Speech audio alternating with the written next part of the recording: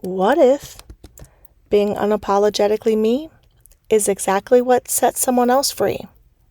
I'm Melinda, host of Unapologetically Yours. As much as this podcast is about me being living, breathing as my most authentic self, it's not just about me. It's about how that way of showing up out loud might inspire you to do the same. Might release you from half-stepping, from half-living. This is about alignment and resonance. This podcast is about linking up energetically and spiritually. It's a sacred invitation to my tribe. What does that mean? It means I want to find my people, and I want them to find me. Now, don't misunderstand. I have people. I am deeply blessed by people who are in my life, family and friends who ride with me for real. I've got soul sisters and sister friends, and they know who they are. And I'm not canceling you guys. I'm not saying go away. I'm saying that I like the word and. I prefer it over or. So I don't want one thing or another. I want one thing and another. And does that make me greedy? Maybe. But whatever. I'm going to just be me. So regarding friendships, right?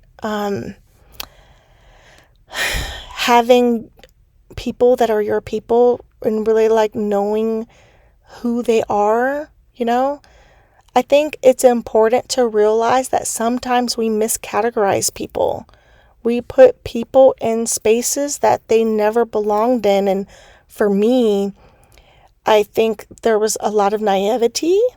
Even in recent years, sometimes I feel like I just click with someone, and maybe it's just because they let me talk.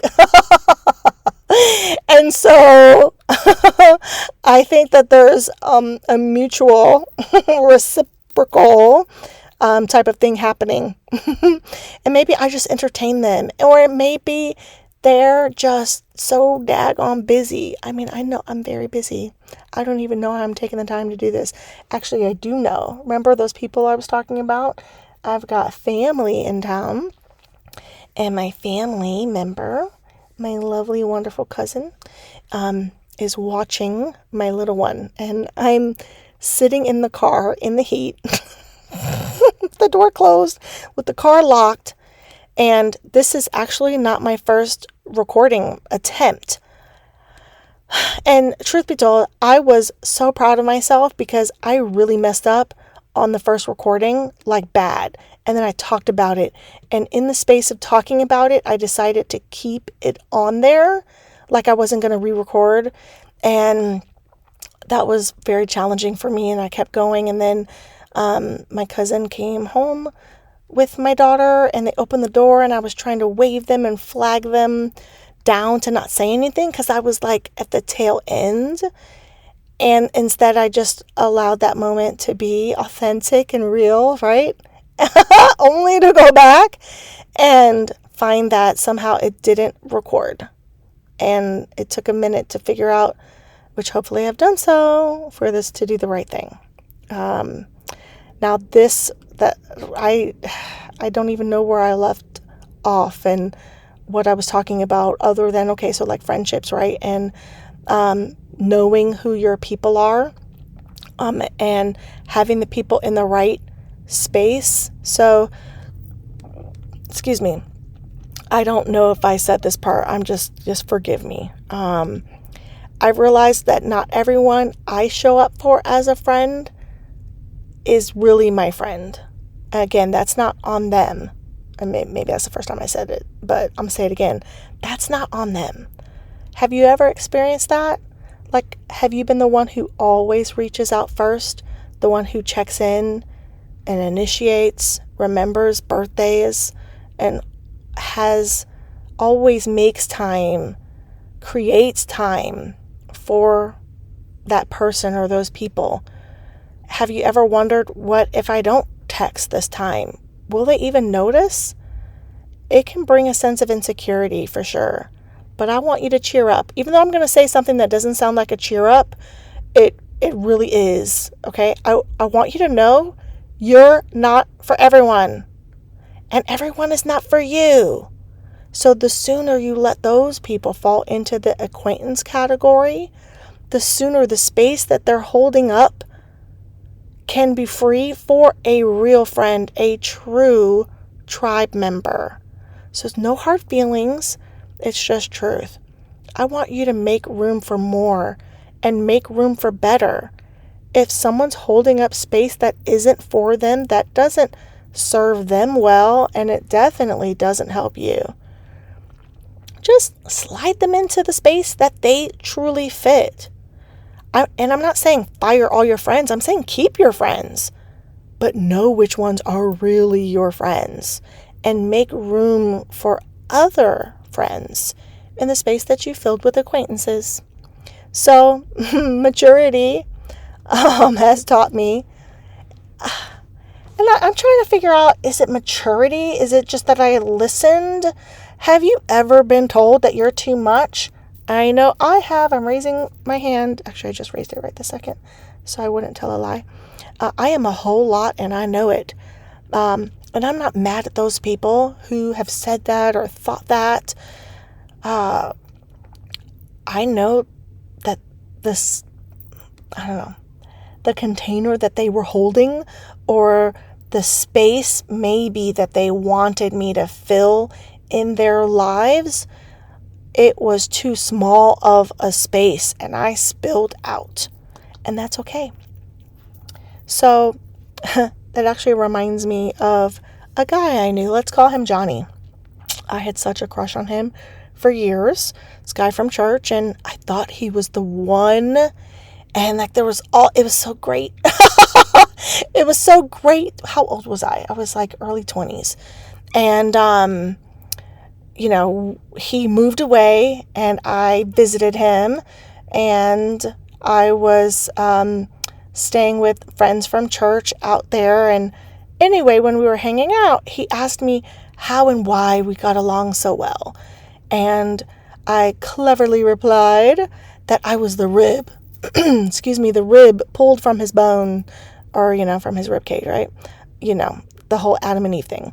So anyway, he told me, and thankfully not in that moment or in the same breath, right? He told me later that he was drowning in my love. Well, silly and naive me, I thought it was a compliment. I thought it was a good thing. And, because what it said is there was so much love, and it was like oceans of love, right? But later, and it might have even been years later, I realized, I was like, wait, what? Drowning isn't a good feeling. You feel like you're going to die. It's scary. You're panicking. It's overwhelmingly frightening, and no one wants to drown, not even in love. But thankfully, the right man came along, and there's a song out there that says, I'm underwater, but I'm breathing just fine. And that describes my husband. He has the space for me to fill in, and I'm just right for him. So there you go. But back to friendship and energy and finding your people. Well, actually, I'm going to say, if you're not married or if you're married, it doesn't matter. It's important that your spouse is also your people. And sometimes you're married to someone who's not your people, and that's so sad. And I think that's going to have to be another episode later in the future. But okay, it is important, and this is my point. It's important to know who your people are. And sometimes it's not a family member either.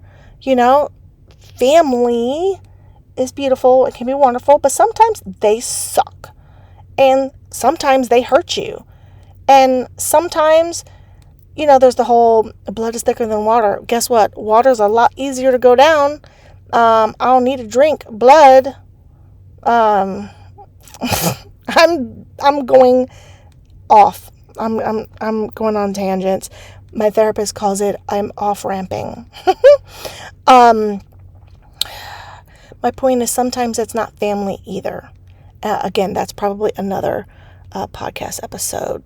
So, how do you know? How will you recognize who your people are? I think it's by how they make you feel, how they make you feel seen and heard and valued. The people who are your people, your tribe, are those that can hold you, those that have the capacity for the space that you take up without apology. They want you to succeed. They encourage you to pursue your passions. They applaud you. They give you flowers while you're still here. They're present when you've got tears, right? They're present in your moments that deserve celebration. They're there always. And I don't mean that they live next to you or that you talk to them every week or day or month.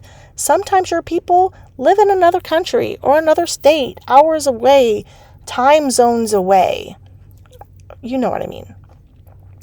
And that's what part of this time, this space is for. Okay? It's me sending out my energy, a vibration of sorts that will connect with others who are on that same vibration. Okay? So, like, energy matches energy. And I'm not going to off ramp. I'm going to keep going. So, my vibration is going to connect with the right people who will feel seen by my shared experience. And they'll feel heard because my declarations are their declarations. I don't know if you've ever wanted more friends or wanted to have more people who just got you, that you also got mutual connections that were intuitive and electric, connections that go beyond obligations and just fly straight into destiny. I want that too. I want to find those spark connections, those we were supposed to meet connections, those it was destiny connections. So by putting myself out here, it's my Batman signal. Not because I need saving in Gotham City. I'm sending my voice and my light out loud so my people, my tribe, can find me and connect. And when they do,